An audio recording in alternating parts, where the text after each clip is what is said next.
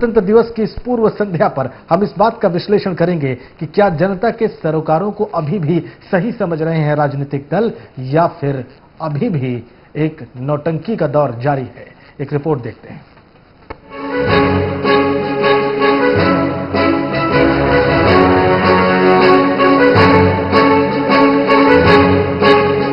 देश की आजादी के बाद गणतंत्र के सपने को लेकर जिस तरीके से आम आदमी की आवाज उठी और 1952 के पहले चुनाव से लोकतांत्रिक व्यवस्थाओं और संसदीय राजनीति में परिवर्तन देखे गए, उसने सवाल भी उसी व्यवस्था से उठाए जहां से लोकतंत्र को लेकर सपना देखा गया और मूलभूत सुविधाओं से महरूम हो चुके एक बड़े तबके को समाज की मुख्य धारा से जोड़ने की कवायद की गई। लेकिन बीते 64 साल की संसदीय राजनीति और गणतंत्र के गौरव को समेटे आम आदमी की हकीकत जिस तरीके से सामने आई, उसने सवाल भी उन्हीं नीतियों को लेकर उठाए जिनको लेकर सियासी पार्टियां अपने होने का दम भरती थी।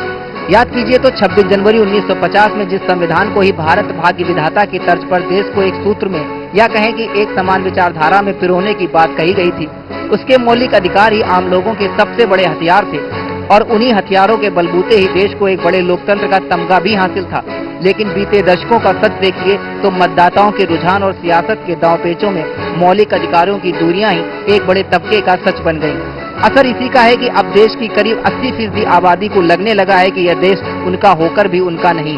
आंकड़ों में जाएं तो देश के सबसे पहले चुनाव में यानी 1952 में तकरीबन 17 करोड़ 72 लाख वोटर थे, लेकिन इनमें से महज 10 करोड़ 58 लाख लोगों ने ही वोट डाले थे और उनमें से कांग्रेस को चुनने वाले महज 4 करोड़ 76 लाख थे। अब इसी गणतंत्र के 64 बरस बाद भी रोटी, कपड़ा, मकान और पीने के पानी को लेकर भी सवाल उठते हैं। मतलब सारे सवाल वहीं के वहीं हैं। यानी 64 साल के गणतंत्र के गौरव को समेटे देश के लोग मूलभूत सुविधाओं के लिए ही संघर्ष करते सड़कों पर नजर आते हैं। लेकिन बदलते वक्त में राहुल गांधी से लेकर नरेंद्र मोदी और केजरीवाल से लेकर क्षेत्रीय सियासी दलों को लेकर जो लकीर आने वाले वक्त में देखी समझी जा रही है, उसने युवाओं को भी राजनीति के रण में आने के लिए प्रोत्साहित किया है। तो आम आदमी की भागीदारी को लेकर भी आवाजें उठने लगी और सियासत की टूटती दीवारें ढहने लगी।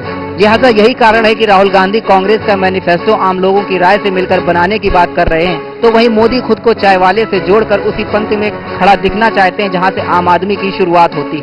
उधर अपनी ही सरकार के खिलाफ संजय निरुपम धरना देते नजर आते हैं। यकीनन बदलते दौर में युवाओं की भागीदारी को लेकर हर पार्टी अपने अपने तरीके से जुटी और यकीन मानिए दुनिया का सबसे बड़ा लोकतंत्र अब एक नए मुकाम की ओर बढ़ चला है, जिसकी पटकथा 1977 के जेपी आंदोलन और 2013 के अन्ना आंदोलन में लिखी गई। अब जनगण मन के अधिनायक जनता के मन को कितना टटोल पाते हैं, यह भी देखना दिलचस्प होगा। और सियासत की टूटती दीवारों के कारण अब आम आदमी जुड़ने को आतुर है। सच मानिए यही तो अपने लोकतंत्र की असली तस्वीर है। योगेश मिश्र, सुदर्शन न्यूज, दिल्ली।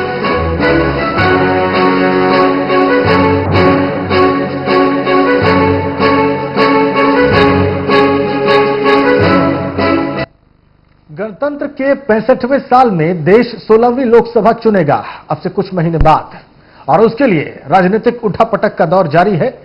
हर राजनीतिक दल अपने आप को गरीबों और आम आदमी का चैंपियन बताता है और यह कहता है कि वो जनता के सरोकारों से सबसे ज्यादा जुड़ा हुआ है। इसी बीच में एक नए राजनीतिक दल का उदय हुआ पिछले वर्ष, जिसने दिल्ली की सत्ता पर कब्जा कर लिया और उसके कुछ तौर तरीके दूसरे राजनीतिक दल भी अपनाते दिखते हैं, लेकिन विरोध भी करते हैं। उसकी राजनीति का विरोध करते हैं लेकिन उसके राजनीतिक तौर तरीके अपनाते हैं। राहुल गांधी अब मैनिफेस्टो ग्राम पंचायत के लोगों से पूछकर बनाना चाहते हैं, वो आंगनबाड़ी की महिलाओं से पूछकर बनाना चाहते हैं और भाजपा भी कहती है कि हां, हम हर लोकसभा क्षेत्र में जाकर वहां का एक मैनिफेस्टो बनाएंगे।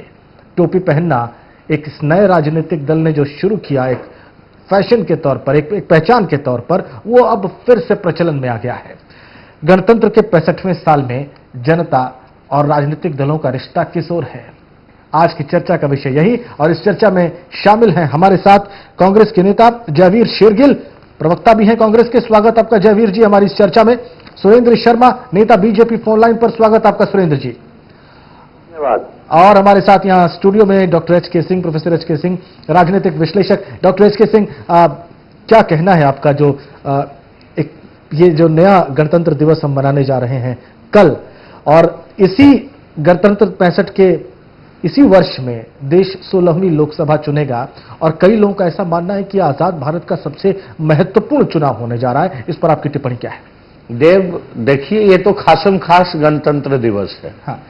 और मैं आपको यह कहना चाहूंगा कि अभी तक तो प्रत्येक वर्ष गणतंत्र दिवस मनाया गया 1950 के बाद ही, आप देखें जब भारत का संविधान पूर्णतः लागू हुआ जी। लेकिन हमेशा यह देखने को मिला कि गण के ऊपर तंत्र हावी रहा, लोक के ऊपर तंत्र हावी रहा। लेकिन पहली बार यह लग रहा है कि जनता मुखर होकर सामने आ रही है और जो बुनियादी समस्याएं पिछले 64 वर्षों से पूरा नहीं हो पाया उस पर कारगर कार्रवाई करने के लिए सत्तारूढ़ दल या विपक्ष के लोग या अन्य कई दल आतुर दिख रहे हैं। ठीक है। तो ऐसी स्थिति में यह इलेक्शन एक महत्वपूर्ण इलेक्शन होने जा रहा है और राजनीतिक दलों को यह लग गया कि केवल लोक लुभावन स्लोगन से काम नहीं चलेगा, जमीनी स्तर पर उतर कर काम करना पड़ेगा। नहीं तो दिल्ली की जनता ने जिस प्रकार से सियासी दलों को, महत्वपूर्ण सियासी दलों को उखाड़ कर फेंक दिया, वैसे ही भारत की जनता भी विवश होकर इन लोगों को नेस्तो नाबूद कर देगी। और आने वाले समय में युवा पीढ़ी, ये जो तथाकथित नेता है जो देश को लूट कर और अपना तिजोरी भर रहे हैं, विदेशों में धन जमा कर रहे हैं और जनता आज भी पानी, दूध और आवास की समस्या के लिए लालायित है, वो जनता कहीं इनके ऊपर न हावी हो जाए और इनको समाप्त न कर दे। इसलिए अब कवायद शुरू हो गई है, एक नया अभियान होने वाला है और यही इस लोकतंत्र को आगे बढ़ाएगा, भारत के लोकतंत्र को उन्नत करेगा और एक नई दिशा देगा। हमारे साथ कांग्रेस के नेता, ठीक है आपने, हमारे साथ कांग्रेस के नेता जयवीर शेरगिल हैं, चूंकि सत्ता में है कांग्रेस पार्टी और बहुत लंबे समय तक कांग्रेस पार्टी सत्ता में रही है जयवीर, इसलिए आपसे प्रश्न बहुत स्वाभाविक है। गणतंत्र के 64 वर्षों में प्रोफेसर एच.के. सिंह का आकलन आपने सुना, गण के ऊपर तंत्र हावी रहा, क्या आप इस बात को स्वीकार करते हैं? जी, मैं इस बात को बिल्कुल स्वीकार नहीं करता और इसका मैं उत्तर दूंगा। पर उससे पहले जो आज आप परिवर्तन देख रहे हैं उसकी भूमिका 1950 में हमारे संविधान के माध्यम से रख दी गई थी। संविधान के शुरू में लिखा गया है of the people, by the people, for the people, लोगों की, लोगों के द्वारा और लोगों के लिए। पर कहीं हम ही अपना अधिकार जताना भूल गए थे। हमने पूरी जिम्मेवारी कुछ गिने चुने लोगों को दे दी थी। ये बिल्कुल एक गलत नजरिया है कि हम निस्तो नाबूद कर देंगे। ये लोग हम में से हैं, पॉलिटिशियन कहीं आसमान से नहीं आए। बिल्कुल ठीक। हमें अपना हक जताना भूल गया था, हमें अपनी जिम्मेवारी भूल गई थी। संविधान ने हमें हक दिए, right to vote, freedom of speech and expression, ये सब एक शासन, एक हुकूमत का हिस्सा बनने का जरिया है। पर आज परिवर्तन हम इसलिए देख रहे हैं, जो 1950 से लेकर हमें हक दिए गए हैं, हम उनको आज जता रहे हैं।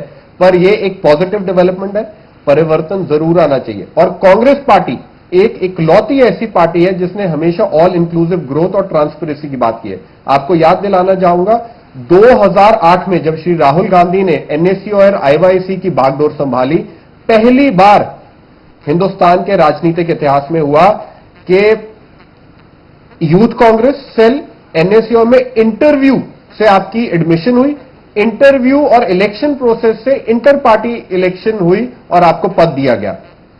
तो ये ऑल इंक्लूसिव ग्रोथ 1950 और कांग्रेस पार्टी हमेशा ही लाती रही है और राहुल गांधी जी का हमेशा ही है। हमारा घोषणा पत्र,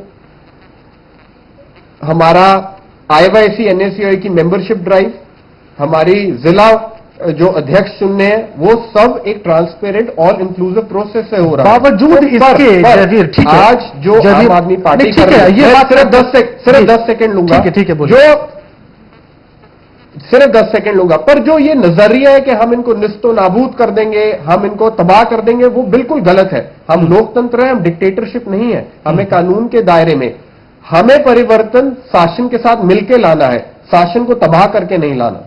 ठीक है, इसका मतलब आप ये समझते हैं कि कुछ ऐसे लोग इस वक्त पॉलिटिकल फ्रेम में हैं जो निस्तानाबूद करने की बात करते हैं, डिस्ट्रक्शन की बात करते हैं, एसोसिएशन की बात नहीं करते हैं, आप ये कहना चाह रहे हैं? बिल्कुल, जो लोग भूल गए हैं, एक विद्रोह और शासन चलाने में फर्क है।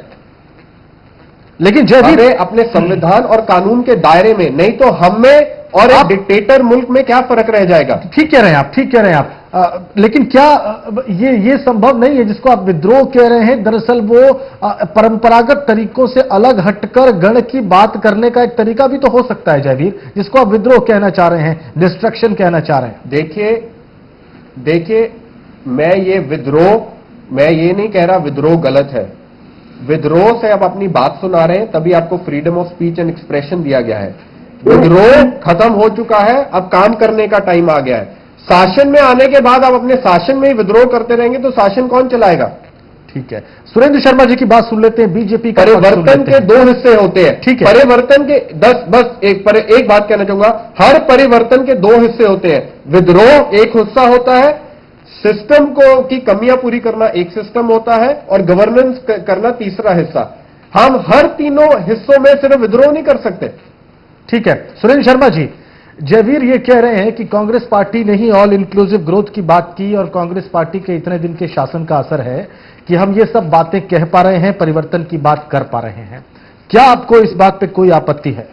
राजेंद्र देव जी, आप मेरे को सिर्फ एक मिनट दीजिएगा, क्योंकि मैंने आपकी चर्चा बड़े प्यार से सुनी है। बिल्कुल बिल्कुल, मैंने किसी को इंटरप्ट नहीं किया है।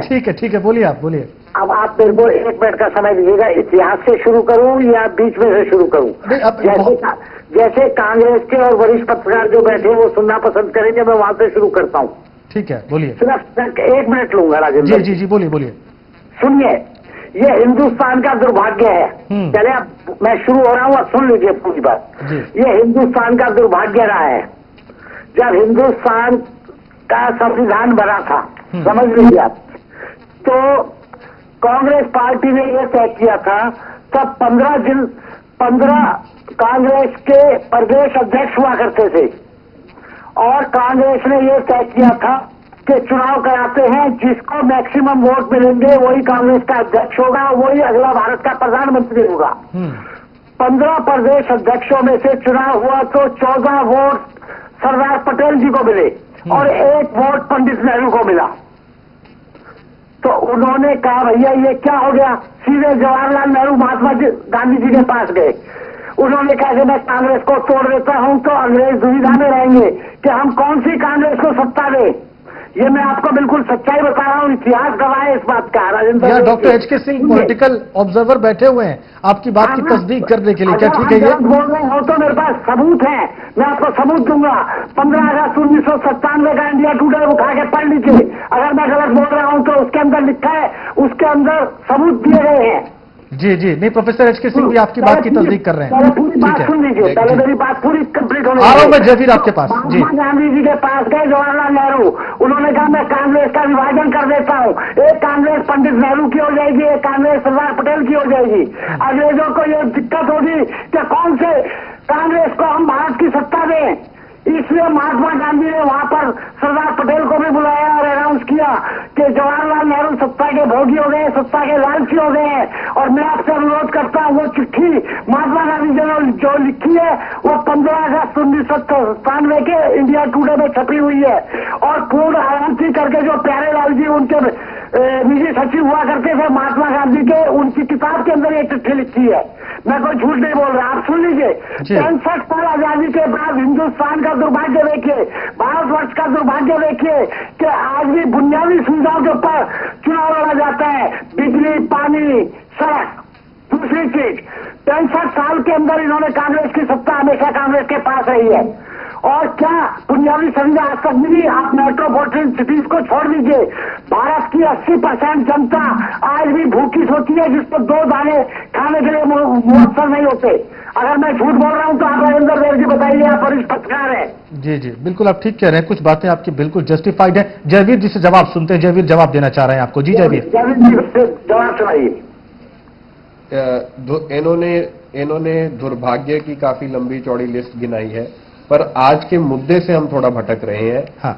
आपको सही मायने में लगता है कि आज का युवा इस बात में कोई इंटरेस्टेड है कि 1950, 1960, 1970 या 1983 में भाजपा ने क्या किया? आज के युवा की आशाएं एक पॉलिटिकल पार्टी से बहुत डिफरेंट है। उन्हें चाहिए ऐसी पॉलिटिकल पार्टी जो उनको एक प्लेटफॉर्म दे ताकि वो एक राजनीतिक दल से जुड़ सकें, वो एक निर्णय में जुड़ सकें और वो उनकी आशाओं को पूरा कर सके। इतिहास की यहां बात करना उसके सही और गलत में नहीं जा रहा हूं, बिल्कुल बेमतलब है। मैं सिर्फ ये पॉइंट कह रहा था कि जो भी पॉलिटिकल पार्टी, बेशक कांग्रेस, बीजेपी, आम आदमी, आज का समाज परिवर्तन चाहता है, हर पार्टी को उस परिवर्तन के अनुसार बदलना होगा और कांग्रेस पार्टी उस परिवर्तन के अनुसार 2008 में बदली, आज भी बदल रही है। मैं सिर्फ यही बात कह रहा था। ठीक है जयवीर, यहाँ पे चर्चा इस बात की अब यहाँ पे मुड़ रही है और थोड़ी देर की चर्चा सुरेंद्र जी ठीक कह रहे हैं। जयवीर ने एक बात सही कही कि चलिए आज के युवा को, जिसकी युवा वोटर की बात, सुरेंद्र जी एक सेकेंड, ब्रेक का वक्त हो गया, इसलिए मैं ब्रेक का वक्त हो गया, इसलिए जाने से पहले मैं एक महत्वपूर्ण विषय रोक रहा हूं। आपने ठीक बातें गिनाई, बहुत सारी बातें आपने सही कही, लेकिन जयवीर का यह पॉइंट सही है कि अभी वर्तमान में युवा वोटर की बात कांग्रेस पार्टी भी करती है, बीजेपी में नरेंद्र मोदी भी करते हैं, आम आदमी पार्टी भी करती है। उस युवा वोटर को चाहिए क्या और वो अपना आदर्श किसको समझ रहा है और उसको कैच करने के लिए उसकी इमेजिनेशन पॉलिटिकल पार्टीज कर क्या रही हैं और किसकी कॉपी कर रही हैं या किसके नक्शे कदम पर चल रही है। छोटे ब्रेक के बाद